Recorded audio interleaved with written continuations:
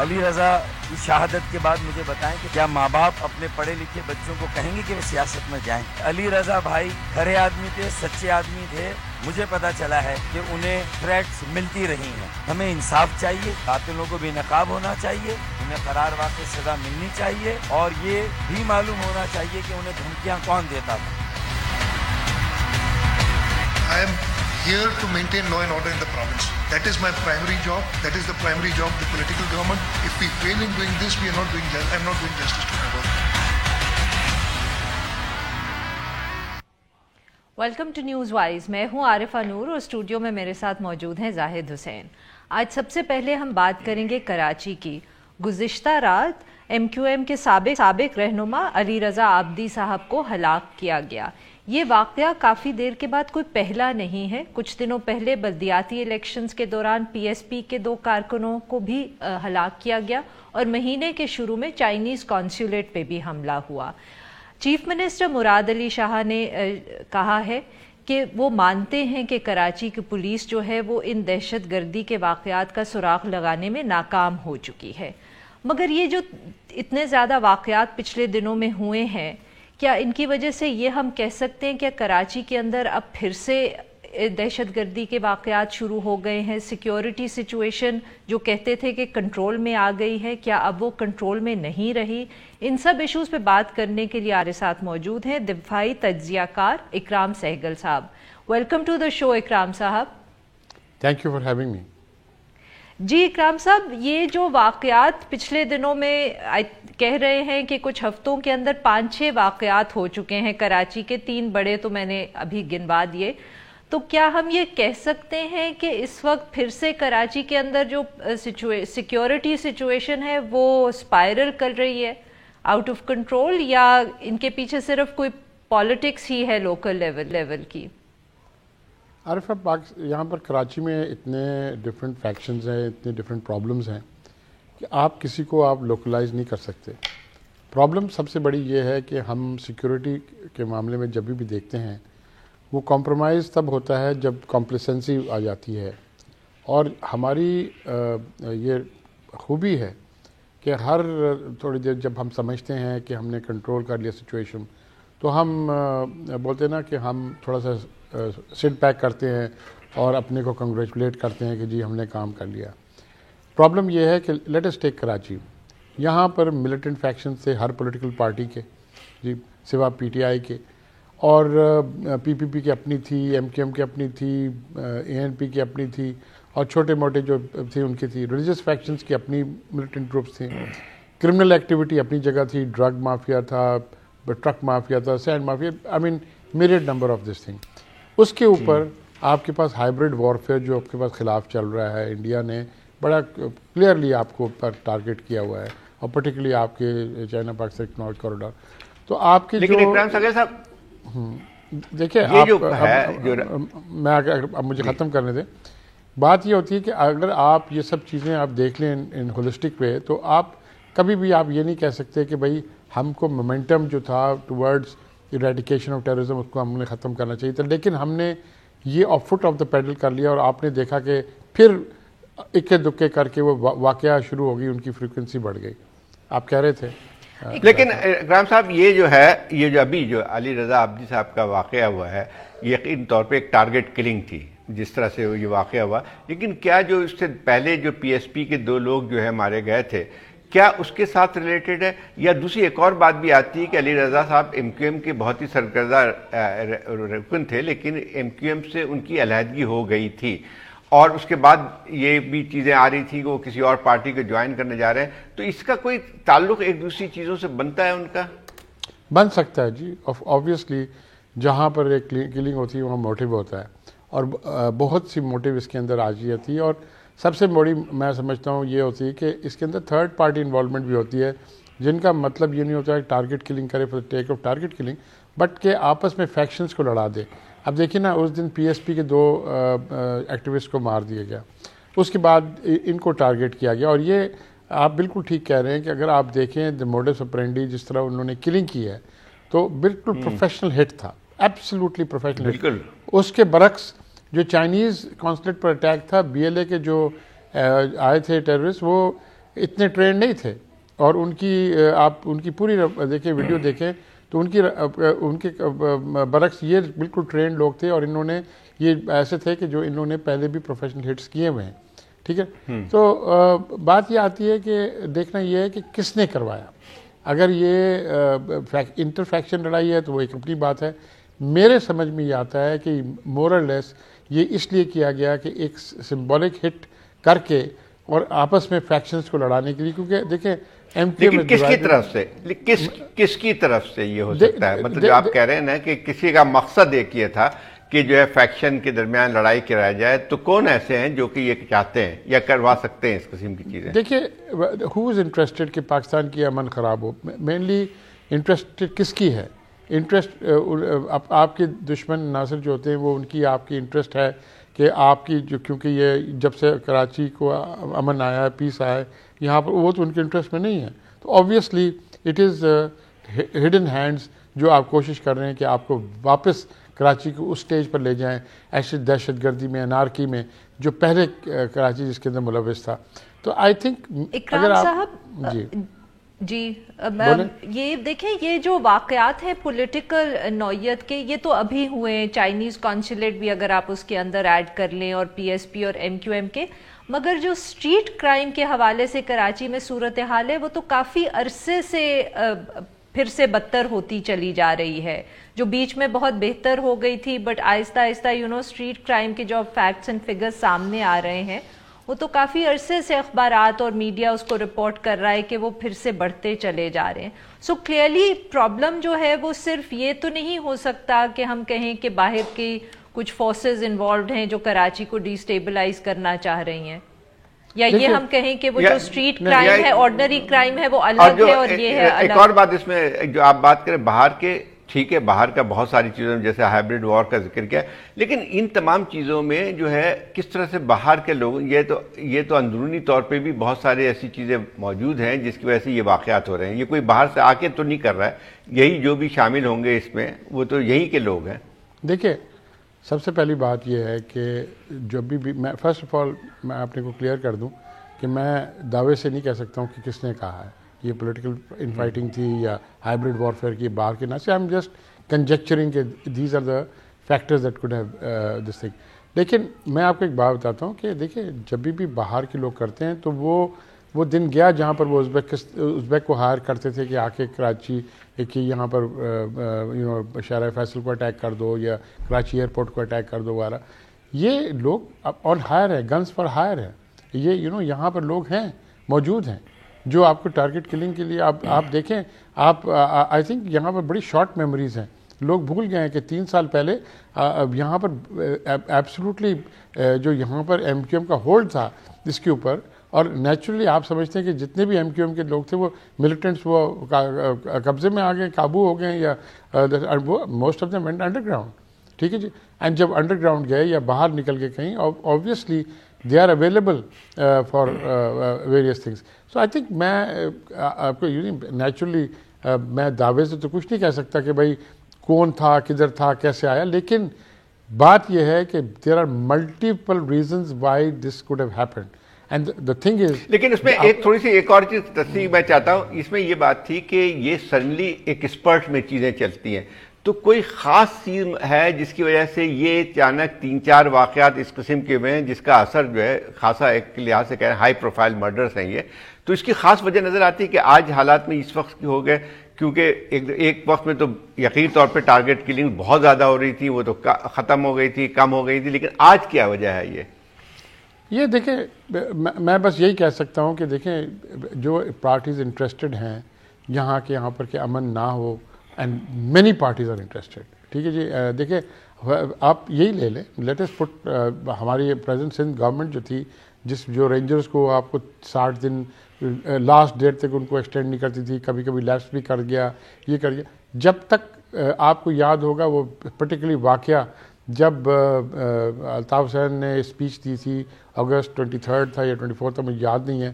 اس کے بعد جب رینجرز نے ایکشن کیا اور ایم کیو ایم کے ہر 122 جو ان کے آفیسز ڈیمولش کر دیا، اس کے بعد جو ان کا ہولڈ تھا، ملیٹنٹ کا ہولڈ تھا، وہ ٹوٹ گیا تھا.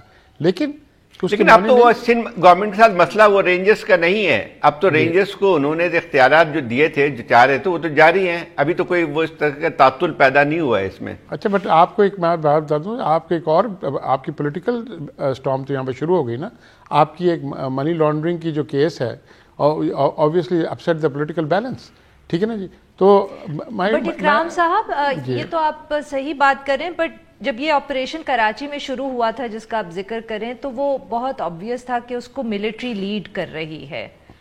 اب تھوڑے دیر پہ یہ جب ہم نے گفتگو شروع کی تو آپ نے ذکر کیا کہ کئی دفعہ کمپلیسنسی بھی آ جاتی ہے, تو وہ کمپلیسنسی ہم کیا کہہ سکتے ہیں کہ کیا وہ کراچی پولیس کے حوالے سے ہے یا ملٹری نے اب شاید آپریشن میں اتنا انٹرسٹ وہ نہیں لے رہے جتنا وہ شروع میں لے رہے تھے کیونکہ ان کا خیال تھا کہ سچویشن کنٹرول میں آ گئی ہے.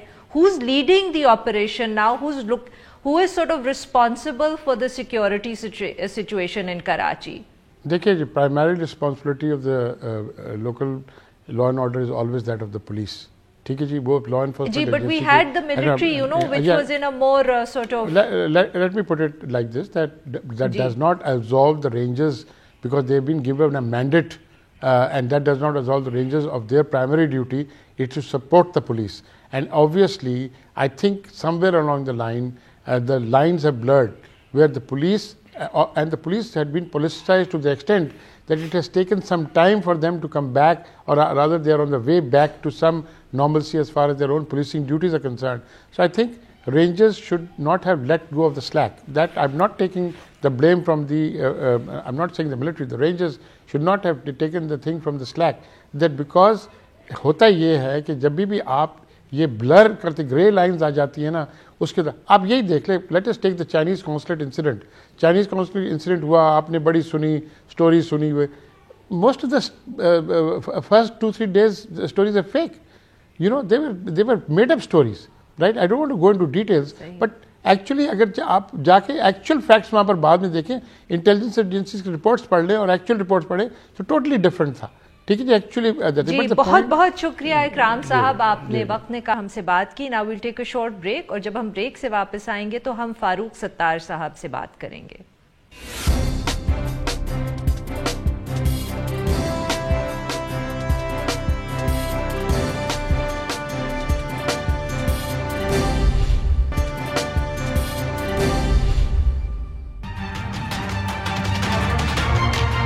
یہ تو بہت بڑی کوئی سازش ہے, ایسے نہیں کوئی دشمنی میں مار گیا, یہ تو بہت خراب ہوا, اس کے نتائج اچھے نہیں ہوئے.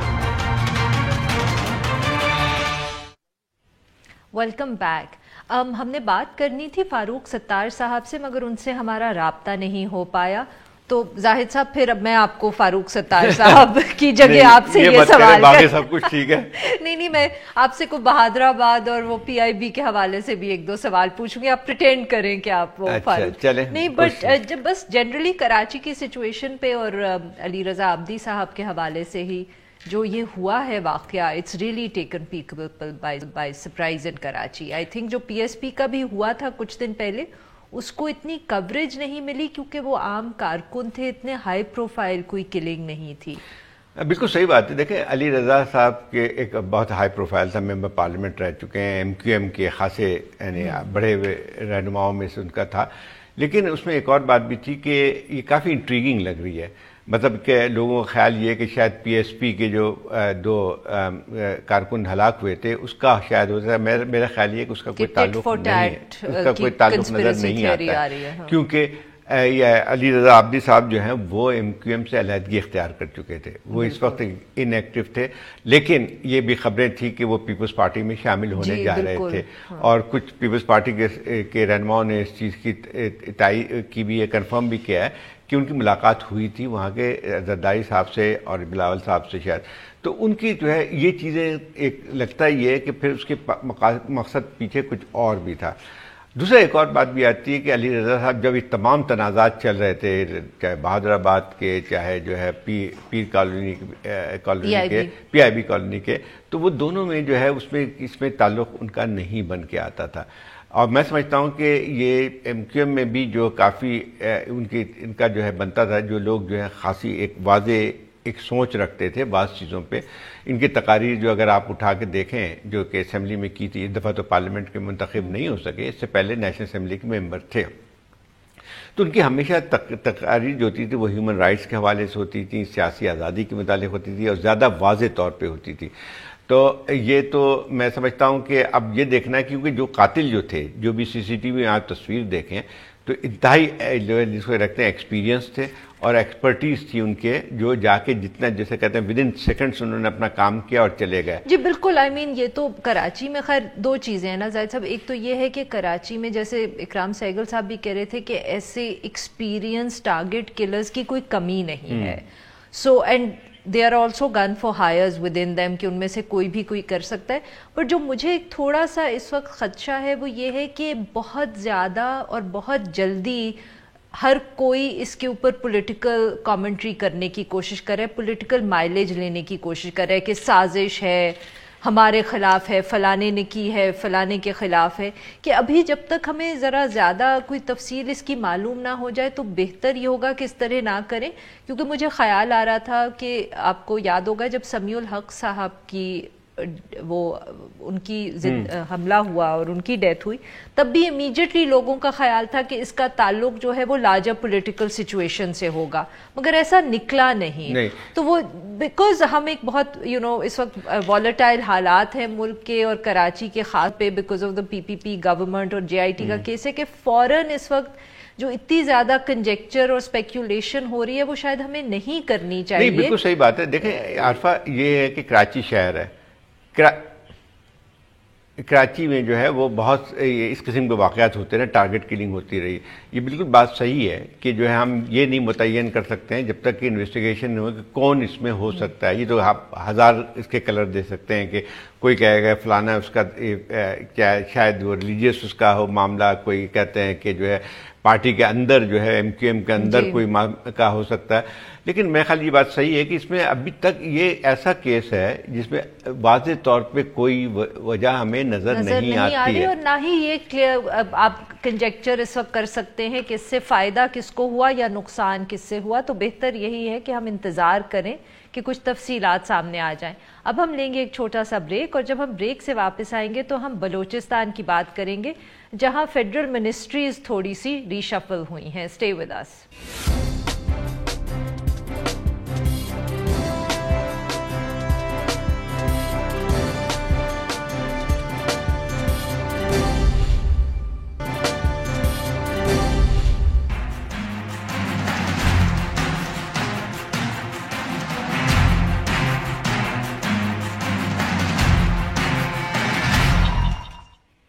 Welcome back. اب ہم بات کریں گے بلوچستان کی, جہاں کی صوبائی حکومت نے جو اپنی کیبنٹ ہے اس کے اندر تھوڑی بہت رد و بدل کی ہے. وزیر داخلہ سلیم احمد کھوسا صاحب کو ریونیو کا قلمدان دے دیا گیا ہے, اور جبکہ وزیرت جنگلات میر ضیاء اللہ لانگو صاحب کو کھوسا صاحب کی جگہ انٹیریئر منسٹر بنا دیا گیا ہے. وزیر خوراک اسد اللہ بلوچ صاحب سے بھی وزارت لے لی گئی ہے, مگر وہ ان کو نہ تو ابھی کوئی وزارت نہیں دی گئی ہے, نہ خوراک کسی کے حوالے کیا گیا ہے. تو یہ جو سارے چینجز آئے ہیں, کیا یہ 100 روز جو بلوچستان حکومت کے پورے ہو گئے ہیں, اس کے بعد وہاں کی بھی حکومت کی کارکردگی چیک کر کے, وزیروں کی کارکردگی چیک کر کے چینجز آئے ہیں, یا اس کے پیچھے کوئی پالیٹکس ہیں؟ ان سب ایشوز پہ بات کرنے کے لیے ہمارے ساتھ موجود ہیں بلوچستان کے وزیر اطلاعات ظہور بلیدی صاحب. Welcome to the show Zahoor صاحب. Thank you very much. جی سر, تو آپ ہمیں بتائیں کہ یہ جو تبدیلیاں ہوئی ہیں ان کے پیچھے وجہ کیا ہے؟ کیا ان کی کارکردگی جو وزیروں کی تھی وہ ٹھیک نہیں تھی اس لیے تبدیلیاں کی گئی ہیں, یا لوکل پالیٹکس کے حوالے سے یہ تبدیلیاں ہوئی ہیں؟ دیکھیں جی, ایسا کوئی اس طرح پس منظر نہیں ہے اس کا. ہماری حکومت کے 100 دن کی کارکردگی بڑی اچھی رہی ہے, اور ہمارے سارے وزراء نے جو ہے بڑی اچھی کارکردگی دکھائی ہے. یہ جو تبدیلیاں ہوئی یہ روٹین میٹر ہے, اور اس کو جو ہے ہماری جو ہے وزیر اعلیٰ صاحب نے یہ سمجھا ہوگا کہ جو وزیر جو ہے کس محکمے میں زیادہ بہتر کام کر سکتا ہے, تو اسی حوالے سے اس کو قلمدان دی گئی ہے. ایسا اس کے پیچھے کوئی ایسا خاص کوئی محرکہ نہیں ہے. لیکن کیا یہ پچھلے دنوں خاصی خبریں آتی رہی تھی کہ وہاں پہ جو آپ کی حکمران پارٹی ہے اس میں خاصی جو ہے یعنی ایک لحاظ سے اختلافات پیدا ہوئے ہیں. اسپیکر صاحب نے ایک وقت میں جو ہے اعلان کیا تھا کہ وہ استعفیٰ دے رہے ہیں, تو کیا اسی کا تو اظہار نہیں ہے کہ جو اندرونی طور پہ جو چیزیں ہو رہی ہیں آپ کی اپنی رولنگ پارٹی کے اندر؟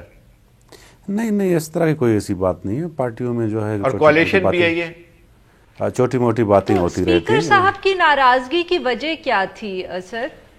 نہیں, کوئی ایسا کوئی بات نہیں ہے. دیکھیں, اسپیکر صاحب ہمارے لیے قابل احترام ہیں. وہ جو ہیں بڑی معزز پوزیشن پہ ہیں اور ہماری حکومت کے اہم رکن ہیں اور ہماری پارٹی کے بھی بڑے جو ہیں اہم رکن ہیں.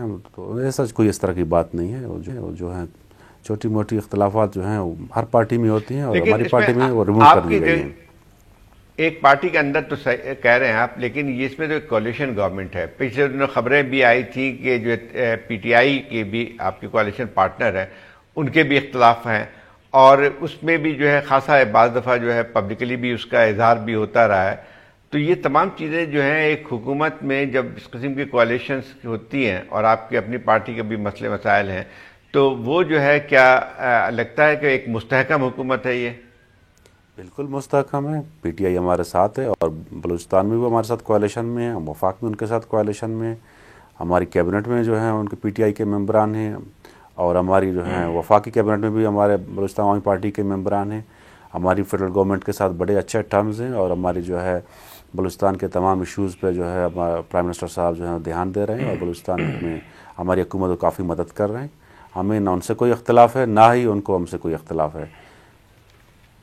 جی بلیدی صاحب, جو وزارت داخلہ ہے وہ ایک بہت اہم وزارت جنرلی بھی ہوتی ہے اور بلوچستان کے حوالے سے تو وہ کافی ہی اہم ہے.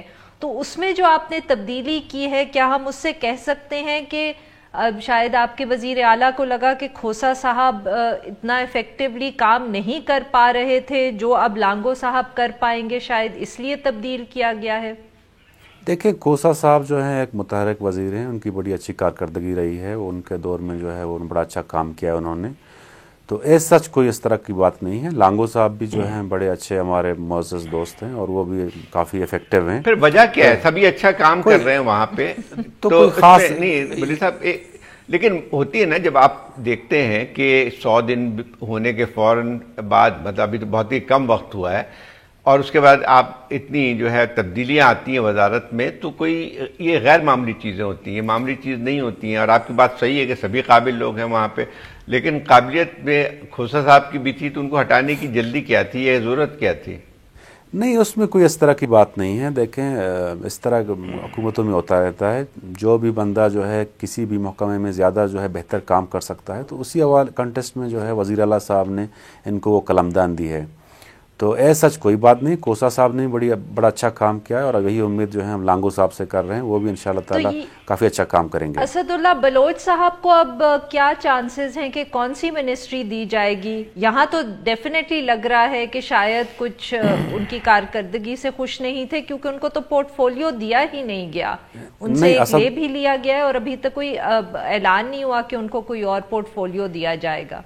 نہیں, اسد اللہ بلوچ صاحب جو ہیں بڑے اچھے قابل احترام ہمارے کیبنٹ کے ممبر ہیں. ان کے پاس آلریڈی سوشل ویلفیئر ڈپارٹمنٹ ہے اور انشاءاللہ تعالیٰ وہ ہمارے بی این پی عوامی کے جو ہے سیکریٹری جنرل ہیں, اور بی این پی عوامی ہماری گورنمنٹ کا ایک اہم حصہ ہے. ان کو ہم ضرور ساتھ رکھیں گے اور انشاءاللہ تعالیٰ اسد اللہ صاحب جو ہیں وہ ہمارے اہم رکن ہیں اور ہمارے ساتھ ہی رہیں گے.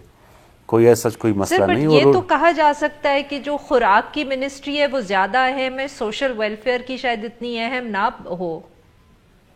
نہیں, وہ دیکھیں اس طرح کی کوئی بات نہیں ہے. انشاءاللہ تعالیٰ اسد صاحب اس طرح کی کوئی تحفظات کا اظہار نہیں کیا ہے, نہ وہ کوئی میڈیا میں آئے ہیں. میں آپ کو وثوق سے کہتا ہوں کہ وہ جو بھی ہوا ہے ان کی رضامندی سے ہوا ہے اور اس بات پہ خوش ہے, اور انشاءاللہ تعالیٰ وہ ہماری حکومت سے جو ہے مزید خوش ہوں گے. اس طرح کوئی بات نہیں. جی بہت بہت شکریہ ہم سے بات کی. Now we'll take a short break, اور اب جب ہم بریک سے واپس آئیں گے تو ہم بات کریں گے نیب کے حوالے سے. دوسرا واقعہ ہوا ہے کہ ایک انڈر ٹرائل پرزنر کی موت ہوئی ہے. Stay with us.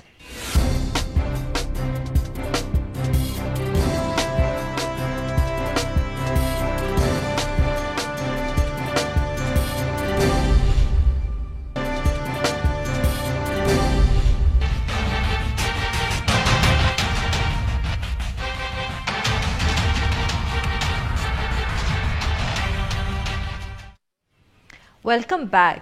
प्रोग्राम के आखिरी हिस्से में हम बात करेंगे अब नैब मुलजिमान की जिनकी दौरान हिरासत मौत वाक़ हो गई है। पिछले हफ्ते मियां जावेद जो सरगोदा यूनिवर्सिटी के CEO थे, उनकी जुडिशल रिमांड के दौरान मौत हुई।